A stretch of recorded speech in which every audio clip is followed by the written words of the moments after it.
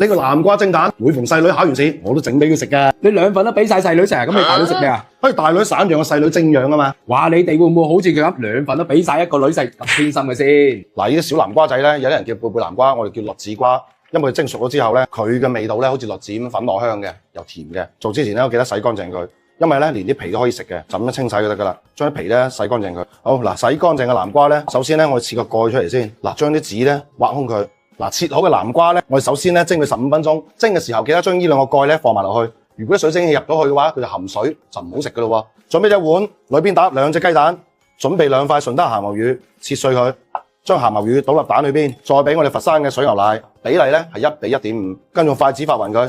嗱，點解我哋細市嗰陣啊，冇芝士嘅情況下都可以食到芝士焗南瓜咧？嗱，就係呢隻順德鹹牛魚啦，佢係用順德咧水牛奶咧做成嘅，為咗增加個牛魚焗嘅香味啊，我哋咧要放啲砂糖落去，佢嘅味道咧先夠和嘅喎。再次發勻，發到咩程度咧？發到佢均勻啦，冇明顯嘅顆粒狀啦，就可以噶啦。嗱，將啲蛋液咧倒入蒸好嘅南瓜裏邊，嗱，重新吸翻個南瓜蓋，滾水落鑊，蒸佢30分鐘就有得食噶啦。嗱，蒸好啦，試一試味先。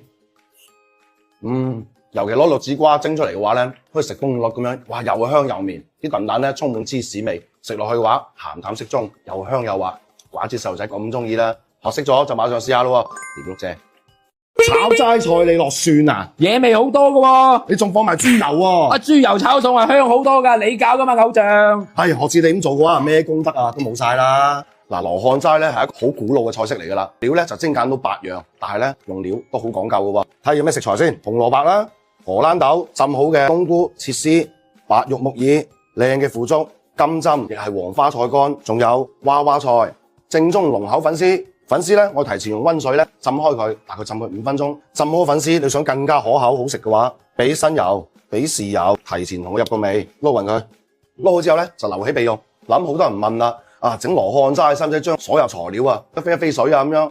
嗱，呢一樣嘢咧好緊要嘅，只要你材料夠靚嘅話，係唔需要飛水嘅。而今日咧，我係用白玉木耳代替傳統嘅黑木耳，佢個植物膠質會更加強啦，佢植物蛋白咧會更加豐富，食起身咧會更爽口。身為廣府人啊，點解每月初1、15啊都要食齋嘅咧？嗱，如果知道朋友仔評論區話我知啊。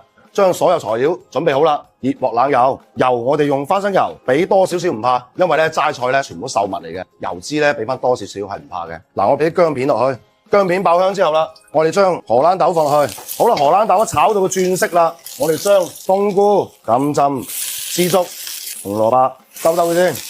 嗱，由於咧我哋屋企啊個鑊啊唔似酒店咁樣，如果一下子將所有材料放落去嘅話咧，啲嘢咧就會漚熟噶啦，因為呢個鑊嘅溫差大啊，我哋材料分步驟放落去。越係瘦物嘅話就越早放，好啦，到最後咧放白玉耳、娃娃菜，開大火去兜佢。我哋要炒到咧啲娃娃菜啊開始腍身啦、出水啦，先至開始調味。嗱，個齋菜咧調味越簡單越好，佢個主味咧就係鹽啦、糖咧係吊鮮嘅，將嗰啲菌菇啊、嗰啲蔬菜味道咧可以吊翻上嚟嘅喎。嗱，再豉油點落咧，要沿住鑊邊。通過熱力咧，去揮發佢個醬油嘅香味出嚟，再兜翻勻佢，咁樣整個齋菜咧就零舍香噶啦。嗱，啲細節咧，好多師傅咧都唔會教你嘅。嗱，點解我哋唔落蠔油咧？因為蠔油啊，佢個生蠔做噶嘛，始終都係屬於燻腥嘅一種，所以我哋如果炒齋菜嘅時候咧，就唔好落蠔油啦。嗱，好啦，味道咧同埋色水咧都調晒上嚟啦，我哋將浸好醃過嘅粉絲倒埋落去，兜翻勻佢。嗱，放咗粉絲之後咧，我哋千祈唔好急。如果中意食汁水型嘅話，可以放水勾芡；如果中意食呢啲乾身型嘅，咁兜佢咧大概係60秒左右，要等啲菌菇香味咧入晒喺粉絲度，咁呢個菜咧先會香嘅。兜差唔多啦，好似而家呢個狀態，咁就食得噶啦。嗱，咁樣整出嚟嘅齋菜嘅話咧，唔單止唔油膩啦，而食落去咧係非常之清爽嘅。由於今日啊，我用白木耳嚟代替隻黑木耳，所以食起身嘅話清清甜甜又爽口。特別係細路仔同老人家，譬如食埋積住佢，想疏一疏通佢，又想解膩嘅話，嗱，呢個菜嘅話就真係最佳選擇嚟㗎。學識咗就馬上試下啦，碟碌蔗。烏豆炆糖虱呢道傳統菜，老一輩都知道好滋陰嘅。嗱，但係揀糖虱咧，一定要揀到白鬚啦、黑皮啦、短刀嘅。呢糖虱咧又叫本地佬，用嚟煮菜咧先有用嘅喎。特別係好多奶奶咧，見到自己新抱啊個面色唔係咁靚仔，都會攞啲糖虱咧煲湯啊、煮餸俾新抱食嘅喎。揀糖虱仔咧，揀個頭咧有8條鬚嘅，睇落咧係好黝黑嘅，而且長度咧只有25到30公分左右。千祈咧就唔好揀嗰啲黃冚冚嘅大條嗰啲啊，佢哋埃及糖虱係來佬貨，死身冇咁香，而且做啲膳食菜嘅話係冇乜用嘅喎。糖虱咧屬於無鱗嘅魚嚟嘅，佢身上好多潺噶嘛，我淨係攞廚房紙抹一抹佢就可以噶啦。唔好攞鹽去揦佢，佢好似黃鱔一樣嘅，你越揦嘅話咧，佢越飆啲潺出嚟啦。咁佢好似白鱔一樣，點劏咧？首先劏淨內臟先，唔好斬佢，就切佢，切到一段段啊。嗱，就好似金錢片咁，我哋叫金錢片啊，切成一片片啊。嗱，拍線嘅話咧，可以好似我咁樣攞廚房布或者廚房紙捉住條魚，切成一段段，千祈就唔好斬佢，一斬佢咧，好似白鱔一樣咧，就會有骨刺噶啦。切好嘅糖虱咧，我哋俾生粉佢，去拿走多餘嘅血水。好多老人家咧攞啲糖虱咧都保留啲糖虱血嘅。聽講話比較好啊。咁我為咗冇咁腥嘅話咧，同埋好睇啲嘅話咧，我就始終都會洗多幾轉嘅。洗乾淨嘅糖虱咧，我攞廚房紙索乾多餘水分。糖虱咧係唔需要醃製嘅喎。我哋直接俾生粉、少許嘅鹽、少許嘅胡椒粉撈勻佢。落到胡椒粉之後咧，煎起身嘅糖虱咧會自帶一種甘香喺度嘅。嗱，我哋輕輕撈佢，等啲生粉啊同埋啲胡椒粉咧包裹住佢。糖虱啊，啲肉嘅表面就可以攞去煎啦。嗱，啲黑豆我哋叫烏豆，浸佢2個鐘，咁樣咧就容易出沙，煮起身嘅話就容易綿口，口感就會好啦。熱鑊冷油啊，油鑊咧要夠熱，煎魚咧先至唔會黐底嘅。糖虱轉中慢火，煎到兩面金黃。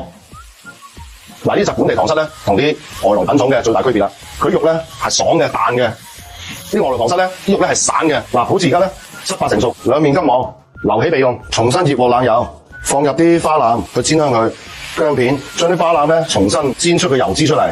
嗱，仲係老規矩啊，花腩咧要揀啲肥啲嘅，咁做出嚟嘅菜咧先至香嘅喎。花腩爆香咧就放蒜粒，蒜子咧多與少睇個人啦。我個人咧認為咧呢個菜啊蒜子如果唔夠嘅話就冇靈魂嘅。將煎夠糖虱放埋落去，轉中火，喺啲糖虱咧吸收下豬油嗰啲香味同埋啲料頭嘅香味。再放入陳皮粒，好，俾咗廣東朋友激發香味。我哋將提前浸好嘅黑豆連水一齊倒落去，調大火，調味咧放少少嘅豬喉醬，唔需要多啊，嚟提高成個菜嘅層次感。主味咧係蠔油糖鹽，俾蠔油2圈，鹽糖比例咧係1比1，重新煲滾，轉中慢火，吸蓋，燜焗佢2分鐘。嗱，所謂光陰似箭啊，打翻個薄芡。嗱，呢個時候咧，我哋保持大火，收汁，將啲芡汁咧收濃稠佢。呢個時候咧，我哋可以試味，唔夠鹹嘅話放鹽。唔夠鮮嘅話咧，就唔好再放其他啦，放少糖落去得噶啦。食之前咧，俾啲青紅椒搭色，葱倒增香，撈均勻佢，燒紅嘅砂鍋轉入砂鍋度。好，咁樣嘅做法咧，可以激發火腩嘅油香啦，跟住再加埋黑豆嘅綿香，仲有呢條本地佬嘅鮮甜，哇，融合埋一齊，真係非常正斗。尤其係屋企隻佬啊，好似成日都冇乜精神嘅，做少少嘢咧，條腰仔就冤冤公嘅，攞呢個糖虱加呢個黑豆，煲翻個湯，煮翻個靚餸俾佢，哇，真係臉色煲桶嘅。學識咗你馬上試下啦，掂碌啫。我出邊嗰個仔啊，話多骨，又話唔中意飲湯喎，點搞啊？哦，好簡單啫，做一個順德無骨鹹牛魚蒸魚，哇，包佢食到舐舐脷，最緊要係簡單易做啊嘛。點解你咁熟嘅？因為我都有一個。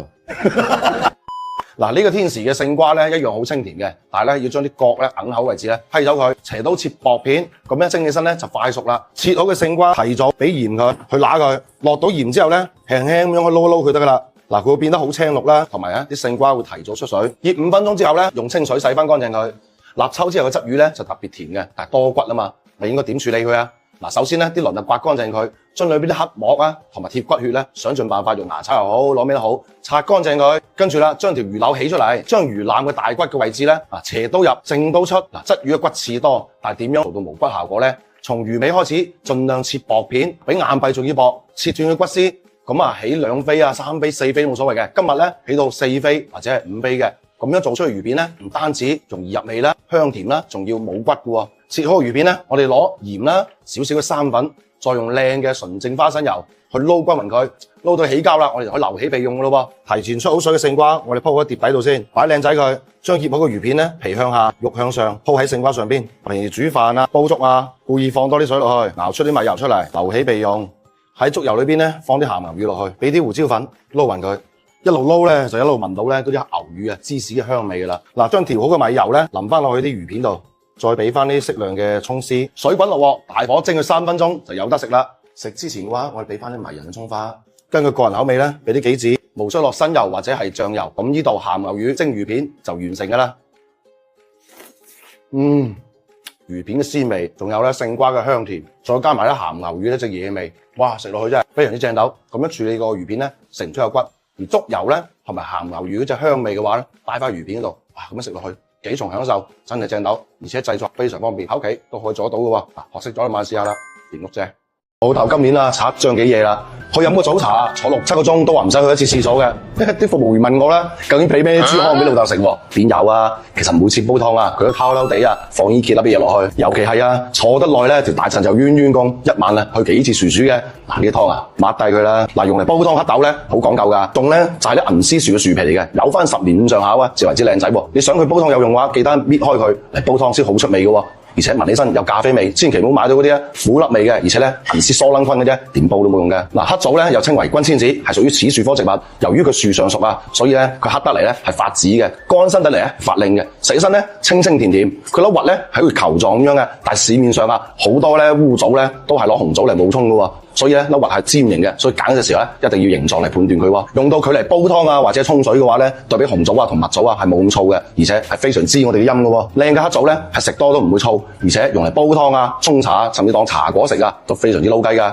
尤其係夜晚中意去廁所嘅頭頂發菜咧，甩得好犀利嘅，攞佢嚟煲湯啊，譬如沖茶飲啊，都非常之正斗㗎噃。平時實在冇時間煲湯啦，咁當零食咬翻個3、7粒都非常之撈雞㗎。特別喺季節啦，煲啲湯就唔少得烏雞㗎啦。但用烏雞嚟煲湯嘅話，你千祈就剝到浸皮喎。嗱，因為好嘢咧同埋氨基酸都喺晒浸皮嗰度嘅，所以原隻連皮一齊燉嘅話，先特別滋陰㗎喎。咁烏雞嘅話咧，我哋凍水落先飛一飛水嘅先，再將所有材料輕輕洗乾淨佢，放喺燉盅裏邊。想啖湯更加香嘅話咧，記得加塊陳皮落去，千毫升水燉佢2粒鐘，咁就有湯飲㗎啦。咁樣做出嚟嘅湯咧，清潤鮮甜，尤其攞黑棗嚟代替其他紅棗啊咁樣。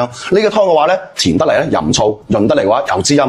特別係上邊條髮菜咧唔好穩陣嘅，坐耐咗又冤冤公咧。嗱呢個湯你記得收藏好啦。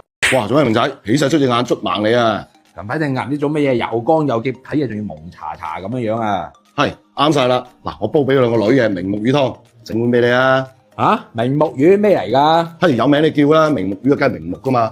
呢個明目湯嘅話，你真係多啲煲嚟飲喎。嗱，明目魚咧，佢唔係魚嚟嘅，佢係日月貝咧曬乾咗之後嘅曬乾物嚟嘅，佢含豐富氨基酸啦、蛋白質啦，對於我哋嘅豬肺啊、睇嘢嘅位置咧非常中意㗎喎。嗱，靚嘅明目魚咧曬乾咗之後咧，佢係有清香嘅海鮮味啦，摸起身係乾爽金黃色嘅，而且咧個頭嘅位置啊仲有膏喺度嘅，咁證明呢一批貨咧比較靚仔啦。咁呢隻咁靚仔明目魚咧，平時我哋煲湯啊、煲粥啊都非常之鮮美嘅喎。準備一隻湯煲，將烚好嘅豬骨同雞腳放落去，仲有我哋洗過嘅明目魚，眾多湯料，紅蘿蔔，仲有放幾片薑落去，跟住滾水加滿，重新煲滾，保持大火，煲佢10分鐘，等佢好出味，再轉翻文火煲佢個半鐘就有湯飲㗎啦。哇，榮哥呢個湯真係煲鮮甜到啊！